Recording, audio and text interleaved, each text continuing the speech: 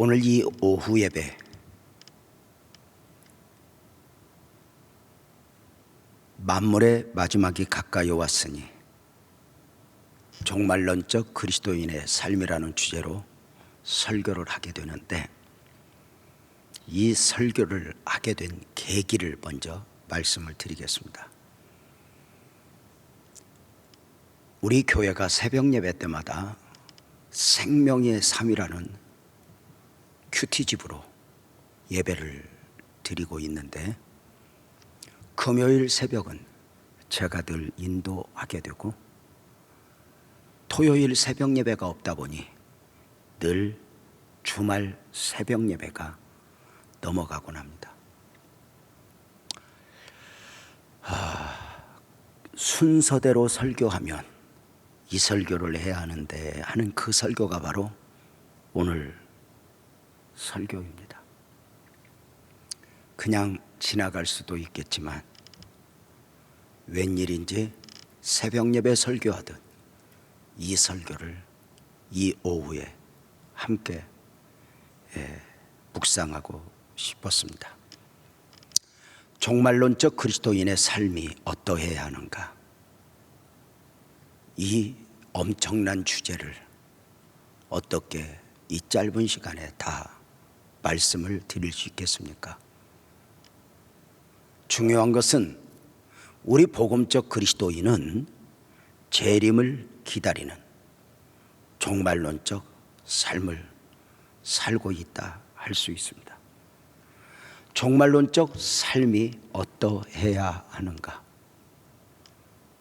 재림을 기다리는 그리스도인들로서 초림으로 오신 예수를 거울로 보자는 것입니다. 하나님이 사람의 몸을 입고 그 이름 예수로 오셨습니다. 시간 밖에 계셔야 할 분이 시간 안으로, 공간 밖에 계셔야 할 분이 공간 안으로 오신 것입니다. 구약의 선지자들이, 많은 깨어있는 영적인 사람들이 사모하고 기다리던 메시아로 오신 것입니다. 하나님이 사람의 몸을 입고 시간 밖에서 시간 안으로, 공간 밖에서 공간 안으로 인간의 역사 안에 오시자, 그만 인간의 역사는 두 동강이 나고 말았으니 BC와 AD, 예수님을 중심으로 기원 전과 기원 후로 나눈 것입니다. 역사에서만이 아닙니다. 한 역사 안에 예수님이 오시니 역사가 두 동강이 난 것처럼 한 사람의 인생에 예수가 영접되어지면 그 한 사람의 인생도 이전과 이후로 나뉘게 됩니다. 예수를 믿기 전과 예수를 믿고 나서의 변화이니 종교인으로서의 변화가 아니라 본질적 변화입니다.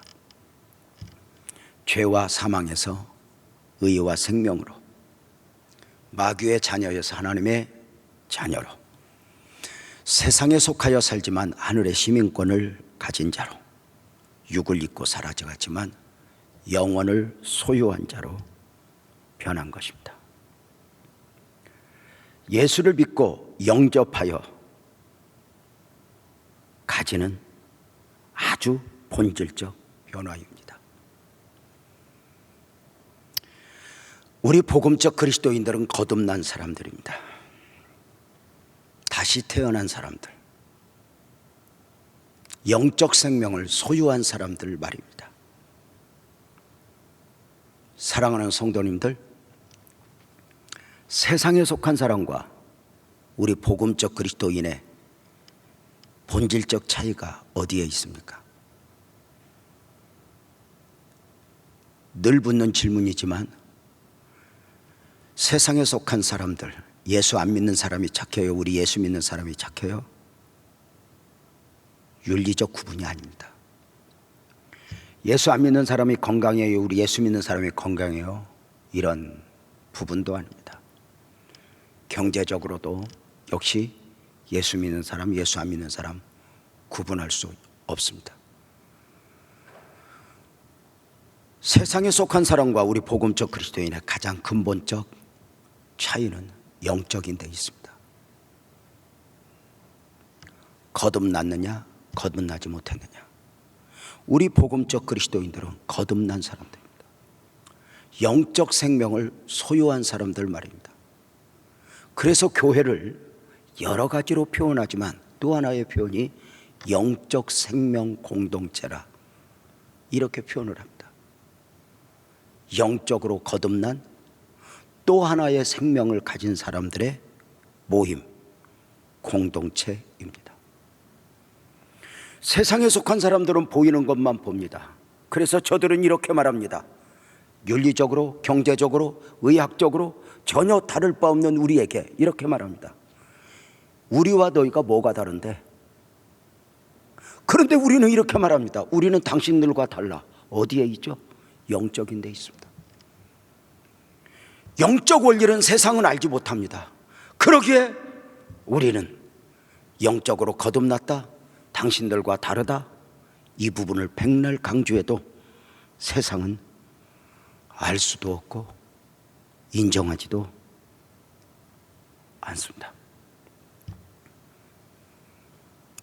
거듭남의 원리, 영적 원리는 복음 안에서, 은혜 안에서 깨달아지는 진리이기 때문입니다. 성경을 아무리 안다 해도, 율법을 달달 외우고 있다 해도 영적 원리를 알지 못하면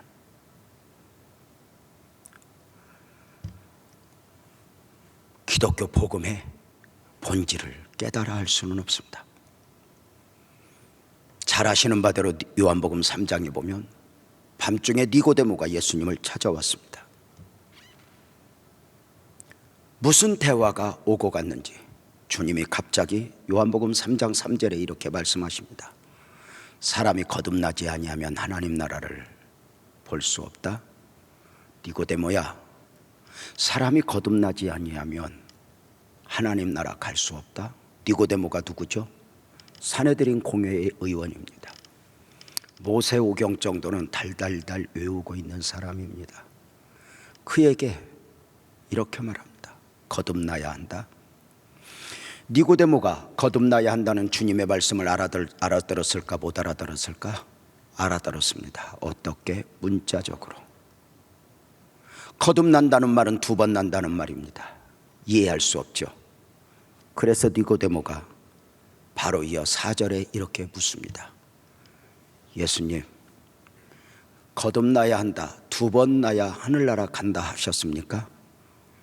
어떻게 두 번 날 수 있죠? 사람이 늙으면 어떻게 달 수 있습니까?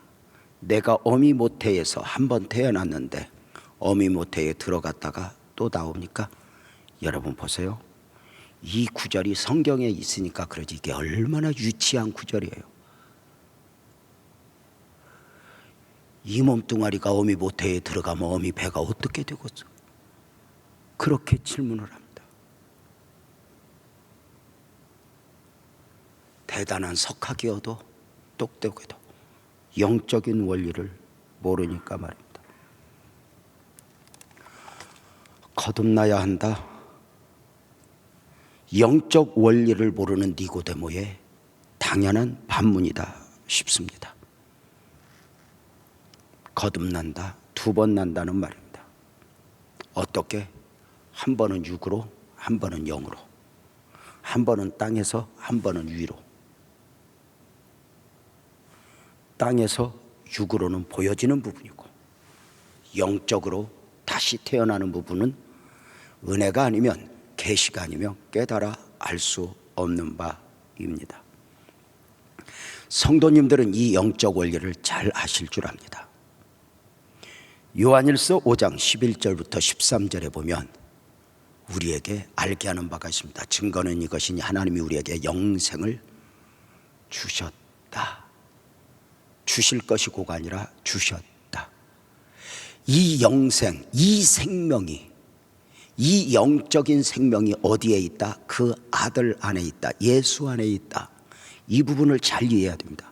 우리가 예수를 믿으면 예수님이 생명을 우리에게 넣어주는 게 아닙니다. 아멘 합시다. 생명 되신 예수가 내 안에 오시는 것입니다. 그래서 이 생명이 영원한 것입니다. 그래서 12절에 이렇게 말합니다. 아들이 있는 자에게는 생명이 있고 하나님의 아들이 없는 자에게는 생명이 없다. 두 사람이 함께 길을 가는데 하나님의 아들을 영접한 사람은 생명이 있고 하나님의 아들을 영접하지 않은 사람은 생명이 없다. 이 생명은 어떤 생명? 영적 생명입니다. 13절 이렇게 정리합니다. 내가 하나님의 아들의 이름을 믿는 너희에게 이것을 쓰는 것은 너희로 하여금 너희에게 영생이 있음을 알게 하려 함이라. 내가 이 요한일서를 너희에게 쓰는 이유는 너희가 얼마나 대단한 사람인지, 대단한 은혜를 입은 사람인지 알게 하기 위해서 이것을 썼다입니다. 아시겠죠? 복음적 그리스도인은 거듭난 사람들이요, 영생을 소유한 사람들입니다. 본질적 변화입니다.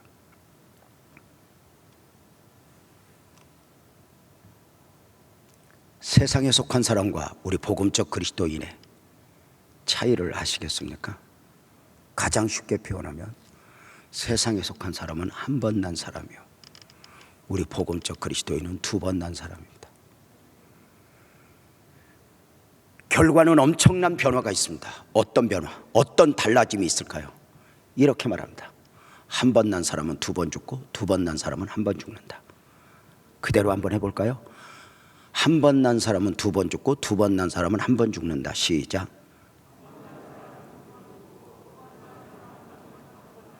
그 짧은 것도 틀리는 것도 은혜다 싶은데, 한 번 태어난 사람은 두 번 죽습니다.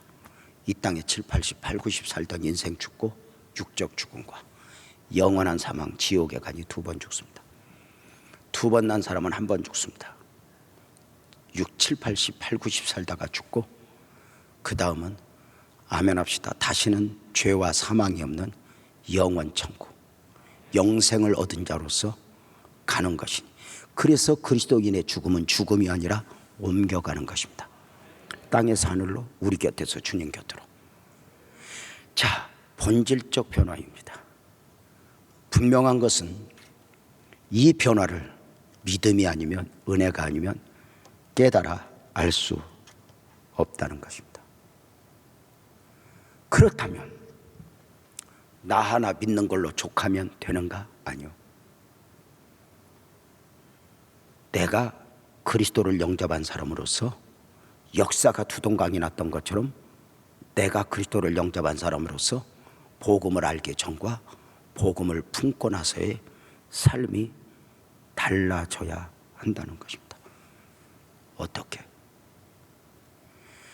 성경에 많은 사람을 예로 들 수 있지만 구약에서는 에녹, 신약에서는 사울, 바울 이렇게 볼 수 있겠죠. 에녹의 삶이 어떻게 달라졌는가? 에녹을 볼까요? 처음 에녹은 어떤 사람이었죠? 처음 에녹에 대하여 성경은 창세기 5장 21절 22절에서 이렇게 소개합니다. 에녹은 65세에 무드셀라를 낳았고 무드셀라를 낳은 후 300년을 하나님과 동행하며 자녀들을 낳았다. 자, 에녹은 365세를 살았습니다. 65세까지는 하나님과 동행하지 않았고 65세에 은혜를 입은 자 되어 무드셀라를 낳은 후 남은 생에 300년을 하나님과 동행하며 살았습니다. 에녹이 65세까지는 하나님과 동행하지 않았다? 이런 식으로 질문할까요? 그렇다면 에녹이 65세까지는 교회를 가지 않았는가? 아니요. 그는 하나님을 아는 사람이었어요. 오늘날로 하면 예배도 드렸어요. 기도도 했어요. 종교인으로 살았어요. 그러나 하나님과 동행하진 않았어요. 하나님을 알지만, 교회는 다니지만 하나님의 원하심이 중요하지 않았어요. 동행하지 않았다. 만약에 에녹이 65세까지는 교회를 다니지 않았고 무드셀라를 낳고 교회를 다니기 시작했다, 이렇게 우리가 읽으면 우리는 자유입니다. 왜? 우리는 이렇게 예배당에 교회 가서 예배하는 것으로 우리는 하나님과 동행하는 것으로 인정받을 수 있기 때문입니다. 그러나 아닙니다. 에녹은 65세에 인생이 완전히 달라집니다. 대강 믿어서는 안 되는 사람으로, 대강 살아서는 안 되는 사람으로, 이제는 나를 위한 하나님이 아니라 하나님이 원하시는 나로 완전히 달라집니다. 도대체 에녹이 무엇 때문에 그의 삶이 이렇게 완전히 바뀌었는가? 이 터닝 포인트, 무엇이 기점이 되었는가? 성경이 그것을 정확하게 말해주고는 있지는 않습니다. 단 하나, 본문을 깊이 헤아려 보면 답을 줍니다. 조금 전에 읽었던 창세기 5장 21절 22절 다시 볼까요? 에녹은 65세에 무드셀라를 낳았고 무드셀라를 낳은 후 300년을 하나님과 동행했다. 아하, 무드셀라를 낳기 전에는 하나님과 동행하지 않았지만 무드셀라를 낳고 신앙의 색깔이 완전히 바뀌었습니다. 왜? 무드셀라를 낳고, 무드셀라라고 하는 이름에서 에녹이 바뀔 수밖에 없었던 이유를 확인합니다. 무드셀라라고 하는 이름은 히브리어로 두 단어의 합성어입니다. 무투셀라우. 한번 따라서 할까요? 무투셀라우. 따라서 해도 됩니다. 나도 어차피 외워서 하는 거니까. 자, 이 두 단어를 합성하면 이렇게 됩니다. 그가 죽으면 종말이 온다. 무드셀라가 죽으면 종말이 온다. 한마디로 말하면 에녹의 신앙의 색깔이 완전히 바뀐 것은 무드셀라가 태어나는 과정을 통해 종말의 메시지를 받은 것입니다.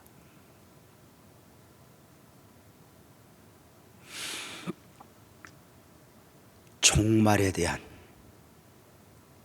메시지를 받으면서 비로소 하나님을 알지만 땅에서 영원히 살 것처럼 살았던 그가 종말론적 삶을 살아가니 그것이 바로 하나님과 동행하는 삶이었습니다.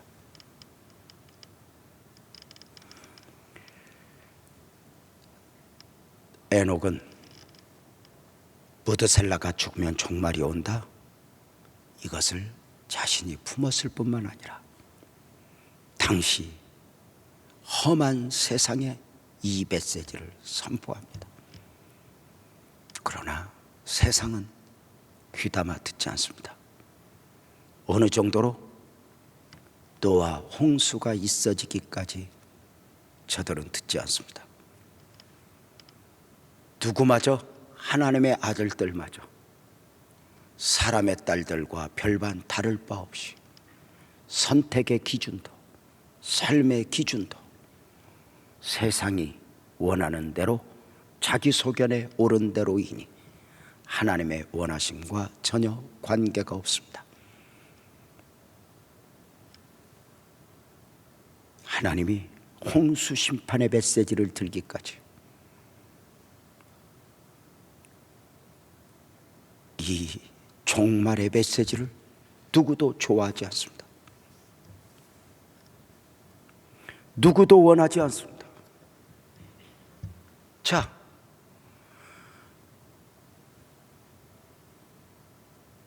종말의 메시지를 받았던 사람들이 가졌던 마음이 있습니다. 소돔성의 멸망을 앞두고 가졌던 마음이죠. 선사들이 가서 종말의 메시지를 전합니다. 이 소돔성이 멸망할 거라고. 그 소식을 들었던 롯의 사위들이 반응이 보였죠. 창세기 19장 14절에 보면은 그의 사위들은 농담으로 여겼더라. 천국, 세상에 속한 사람들을 보고 천국 농담으로 합니다. 많이 가셔. 예수 믿어야 돼. 잘 믿으셔. 그런데 그것이 당연하다는 것입니다. 모르니까. 분명한 것은 종말의 메시지를 받은 에녹은 대강 살 수 없었습니다. 언제 오실지 모르니 깨어 있어야 했습니다. 그러면서 베드로전서 이 4장을 통해 종말론적 그리스도인의 삶을 우리에게 강조하는 것입니다. 삶이 달라져야 한다는 것입니다. 예수를 영접했으니, 복음을 깨달았으니, 복음을 모르던 때와는 달라져야 하는 것 아닌가. 그러면서 베드로 사도는 베드로전서 4장 2절을 통해 이렇게 말을 합니다. 그 후로는 다시 사람의 정욕을 따르지 않고 하나님의 뜻을 따라 육체에 남은 때를 살려 함이라. 왜? 바로 이어서 3절은 이렇게 말합니다. 너희가 음란과 정욕과 술 취함과 방탕과 향락과 무법한 우선 숭배를 하여 이방인의 뜻을 따라 행한 것은 지나간 때로 족하도다. 복음을 모를 때 너희가 그렇게 살았던 것은 내가 이해해. 그러나 복음을 알았으면, 깨달았으면 저들과 달라야 하고 이전과 달라야 하는 것 아니냐는 거예요. 자, 그러면 이 세상에 살면서 우리가 복음적 그리스도인으로 살아볼까? 그러면 우리가 복음적 그리스도인답게 삶을 살아내면 세상에 속한 사람들이 박수를 쳐줄까? 아니요. 베드로는 4장 4절을 통해서 또 그렇게 말합니다. 이러므로 너희가 그들과 함께 그런 극탕 방탕에 다름질하지 아니하는 것을 그들이 이상히 여겨 비방하나. 이렇게 말합니다. 우리가 저들과 달리 삶이 바뀌면 세상에 속한 사람들이 박수를 치는 것이 아니라 비방을 하는 것입니다. 세상적 가치관을 가지고, 사고를 가지고. 잘 살아봐. 생명의 복음을 받은 자로서 순교의 제물이 될 때 예수님을 십자가에 못 박고 로마 병사들이 창으로 찌르면서 이렇게 돌립니다. 내려와봐, 우리가 믿을게. 힘을 보여봐, 우리가 믿을게. 언젠가 그 부분을 큐티하면서 속상하더라고요. 우리 예수님 바쁜 것도 아닌데 잠깐 내려오셨다가 보아라 하고 달리시면 좋을 텐데 왜 내려올 수 없는 분인 것처럼 그렇게 달려 있을까? 복음은 힘으로, 논리로 복음이 전해지고 증명되는 게 아닌 것입니다. 놀라운 것은 그 처절하게 십자가에 죽어가는 예수님의 모습을 보며 로마 병사는 당신은 하나님의 아들입니다 고백합니다. 사랑하는 성도님들, 세상은 비방합니다. 우리들이 삶의 모범을 보이지 않아서 비방하는 것이 아니라 근본적으로 자신들과 다른 우리를 비방하는 것입니다. 그래서 세상에 속한 사람들은 불교는 수용해도, 천주교는 수용해도 기독교는 수용하기 쉽지 않습니다. 왜요? 추구하는 바가 다르기 때문입니다.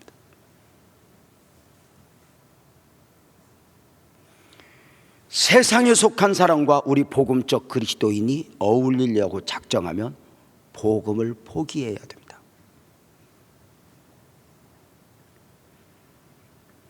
이렇게라도 함께 해야 한다. 이게 WCC입니다. 자, 그 복음을 위해서 예수님이 죽었는데, 대가를 지불했는데, 기독교가 언제 위험하냐?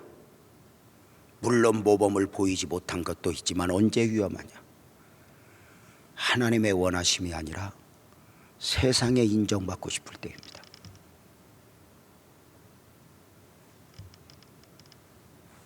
성경을 보십시오. 기독교 역사상 교회가 교회로 살아갈 때 세상은 언제나 교회를 핍박했지 인정하지 않았습니다. 그럼에도 불구하고 베드로는 종말론적 그리스도인의 삶을 강조하면서 저들이 인정하든지 인정하지 않든지 너희 삶은 달라져야 한다는 것입니다. 내가 다른 용어가 생각이 안 나는데 선하게 살아야 하는 것은 내가 그리스도 안에서 거듭났으니까 선하게 사는 거지 세상으로부터 인정받기 위해서가 아니라는 것입니다. 자, 그러면서 베드로 사도가 강조하는 바가 있습니다. 금요일 새벽에 설교하면서 강조했던 내용이 있거든요. 세상에 속한 사람들이 너희에게 물을 것이다. 예수를 믿는 이유가 무엇이냐고, 너희가 외치는 복음이 무엇이냐고. 그 질문에 너희는 내가 예수를 믿는 이유를, 복음이 무엇인가를 너희가 설명을 아무리 잘해도 그들은 알아들을 수 없을 것이다. 우리의 설명의 한계도 있지만 복음의 특수성이니 본질적으로 다른 사람에게 복음을 설명하는 건 쉽지 않습니다. 누구도? 예수님도. 복음, 거듭남의 원리를 예수님이 설명했음에도 불구하고 니고데모가 알아듣지 못했습니다. 그러면 여러분, 예수님의 설명을 니고데모가 알아듣지 못한 것은 예수님이 설명을 못해서요, 니고데모의 한계예요? 니고데모의 한계입니다. 저는 늘 이 자부심을 갖고 살아갑니다. 제가 오늘 설교했는데 혹 은혜가 안 되면 내가 못 오는 거예요, 여러분의 한계예요? 그걸 꼭 인식을 하셔야 됩니다. 우리 목사님 요새 설교 안 돼, 이런 식으로 가면 안 됩니다. 재미있는 표현이지만 사실입니다.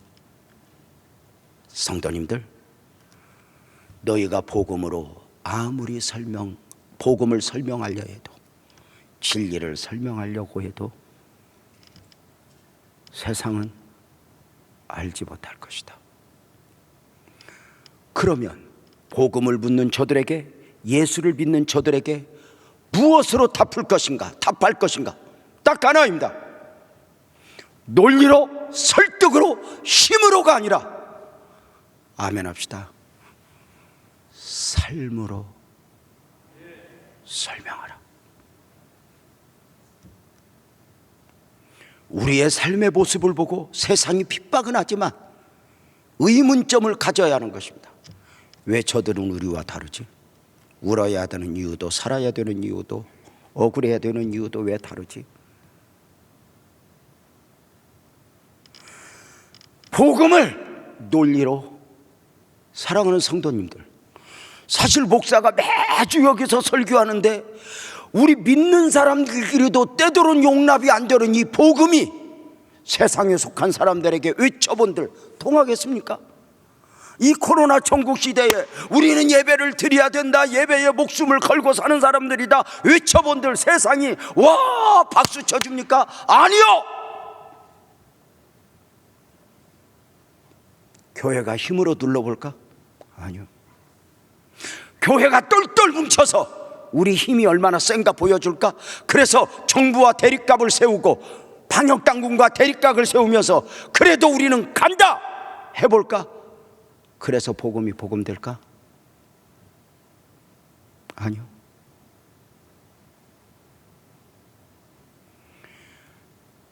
때로는 우리 안에서도 소화해내기 힘든 진리가 설명을 잘 한다 해서 누군가가 그 복음을 깨달아 하는 게 아닙니다.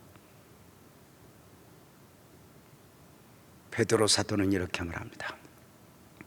복음을 묻는 사람들에게, 믿음의 이유를 묻는 사람에게 너희는 삶으로 답하라. 왜 저 사람 억울해하지 않지? 왜 저 사람 손해봤는데 괜찮지? 그래서 핍박은 받되 비난은 받지 말아라.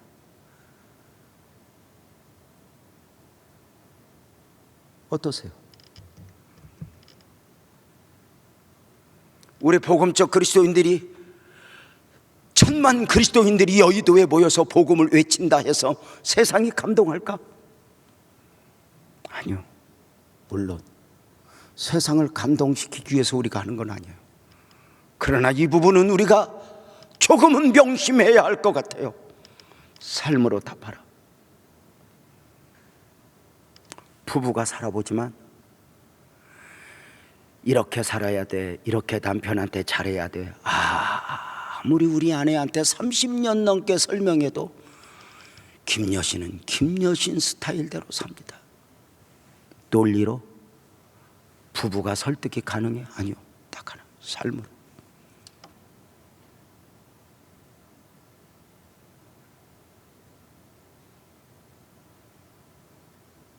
베드로 사도의 강조는 이거예요.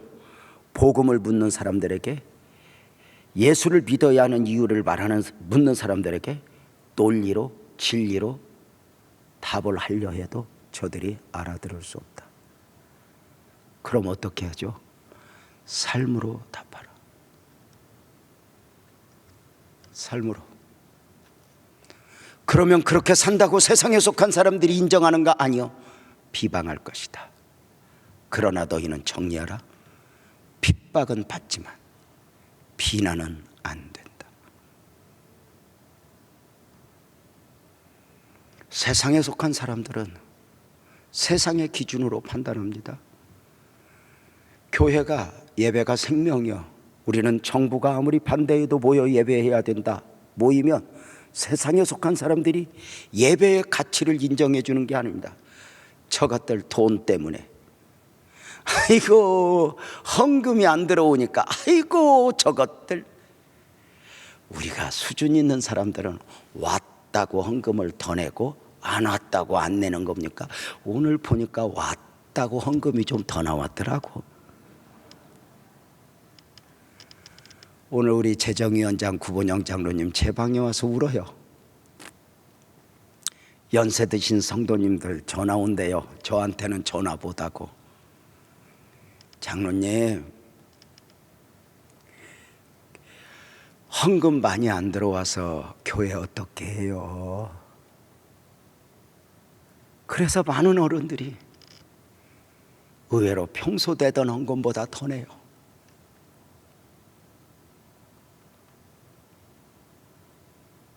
이걸 알잖아요, 제가.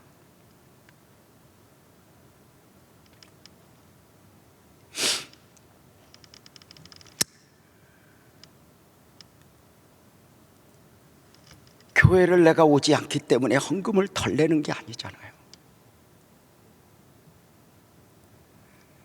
그가 평소 내던 11조보다 더 나오는 거예요. 제가 물어요. 너 월급 올랐냐? 아니요. 근데 왜 11조를 더 내? 목사님, 다른 사람들이 헌금 못 내잖아요. 저희 집이 어려운 건 아니거든요. 저희는 부부가 조금 더 내기로 했어요. 세상은 이해 못하죠.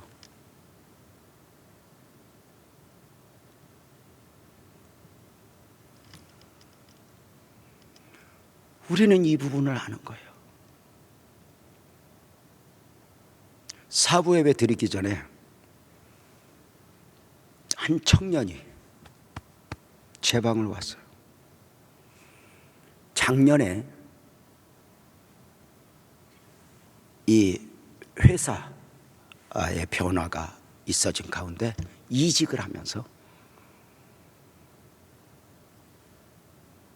첫 열매를 또 갖고 왔어요. 너 왜 갖고 왔냐? 이게 뭐냐 그랬더니, 목사님 회사 이직해서 첫 열매에 오서 지난번에도 됐는데 너 앞으로 이직 그만해라. 이직 올 때마다 첫 열매 내면 너 바쁘겠다. 기도하고 보냈는데 오늘 또 왔어요. 내가 이렇게 말했어요. 나 너 올 때마다 겁난다. 너 또 뭘 갖고 왔냐? 그랬더니 엄마랑 와서 봉투를 내요. 목사님, 제가 작년에 이직을 할 때 전에 다니던 회사에서 회사가 어렵다고 월급을 못 받은 게 있었어요. 몇 달 거.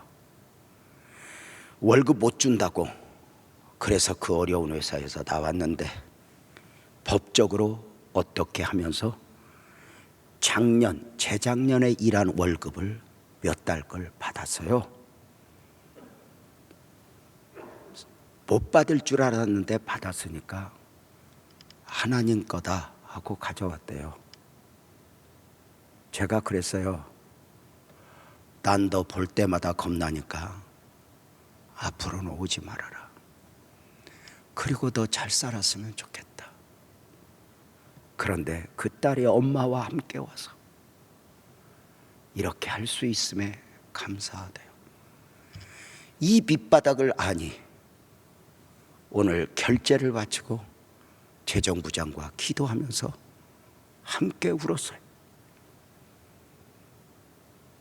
성도님들, 종말론적 그리스도인의 삶, 세상 앞에서는 그리하다면 우리끼리는 어떠할 건가? 이걸 종말론적 그리스도인의 영성이라 이렇게 해서 본다면 먼저 이렇게 말하네요. 베드로 사도는 4장 7절에 정신을 차리고 근신하여 기도하라. 복음을 영접했지만 정신을 차리지 못하면 세상 물결에 휩쓸리게 될 것이다. 하나님의 아들들이 사람의 딸들처럼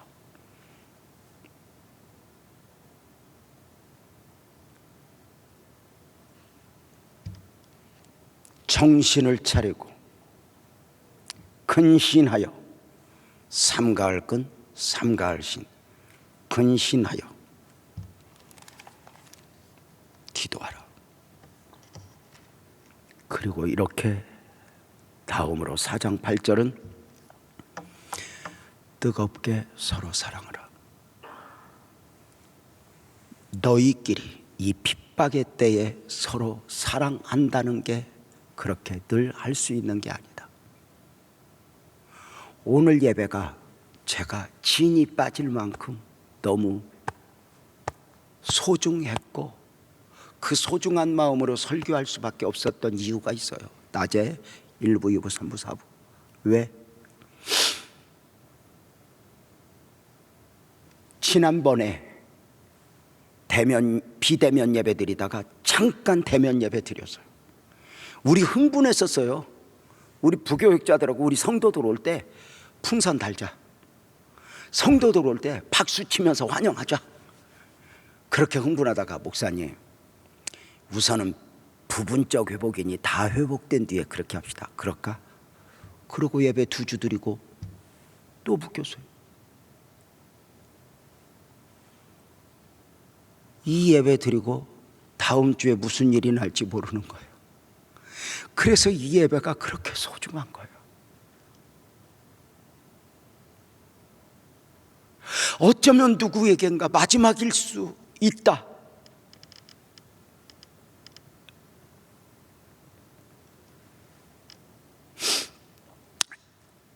영상시대가 되면서요, 제가 하는 설교가 마음에 안 들어요. 그 영상으로 고함 질르니까 꼴불견이더라고.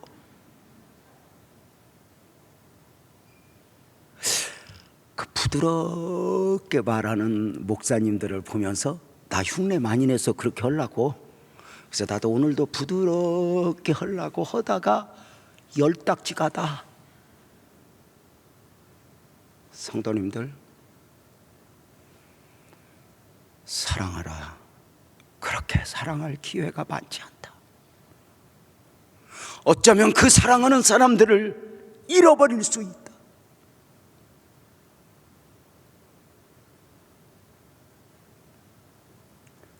서로 대접하라.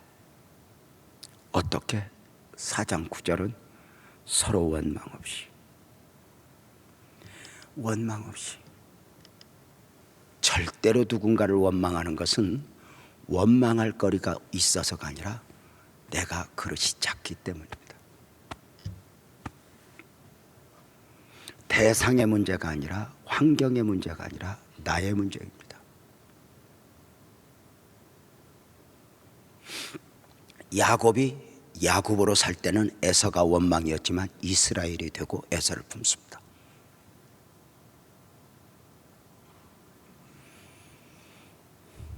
대접하기를 원망 없이 하라.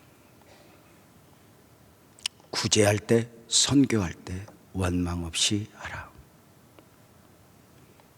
그리고 10절에서는 청지기적 삶을 살라. 요즘에 가장 강조하는 바 중에 하나가 있죠. 하나님이 우리의 삶을 소유주가 아니라 사용주로 살기를 원하신다. 내 인생 내가 살지가 아니라 하나님이 우리에게 맡긴 삶을 살아내는 것이다. 잘 쓰고 사용하다가 주인 되신 주님께 다시 포장하여 보내야 될 의무가 있다. 달란트 비유만이 아니라 우리도 그렇게 해야 한다. 그리고 마지막으로 베드로 사도가 강조하는 부분이 베드로전서 4장 11절. 한 목소리로 한번 읽어볼까요? 시작. 만일 누가 말하려면 하나님의 말씀을 하는 것 같이 하고 누가 봉사하려면 하나님이 공급하시는 힘으로 하는 것 같이 하라. 이는 범사의 예수 그리스도로 말미암아 하나님이 영광을 받으시게 하려 함이니 그에게 영광과 권능이 세세 무궁하도록 있느니라. 아멘. 말하려면 너희 말 말고 하나님 말씀을 하는 것 같이 하라. 봉사하려면 잘난 체하지 말고 하나님이 공급하시는 힘으로 하는 것 같이 하라. 범사에 그리스도로 말미암아 하나님이 영광을 받으셔야 한다입니다.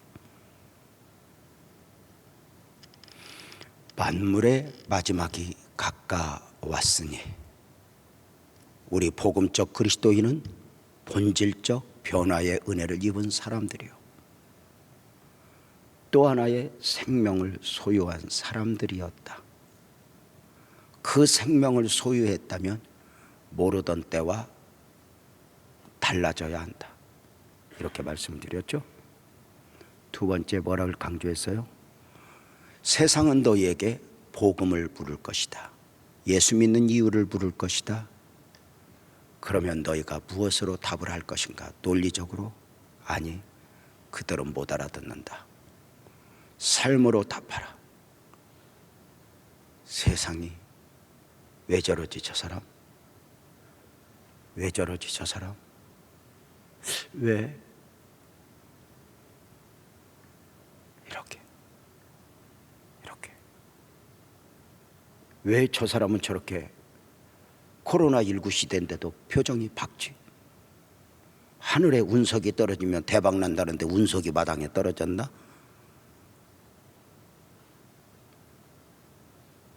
삶으로 답하라. 저들 스스로 궁금할 수 있도록. 그리고 너희끼리는 서로 사랑하라. 깨어 기도하라. 서로 용납하라. 원망 없이 서로 섬겨라. 아무도 아멘을 안 해서 계속 지금 끝내야 되는데 끝내도 못하고 이렇게 하고 2년사 외치고 있습니다. 사랑의 기본은 교회와 가정입니다. 교회와 가정은 천국이 아닙니다. 사랑과 용서의 연습장입니다.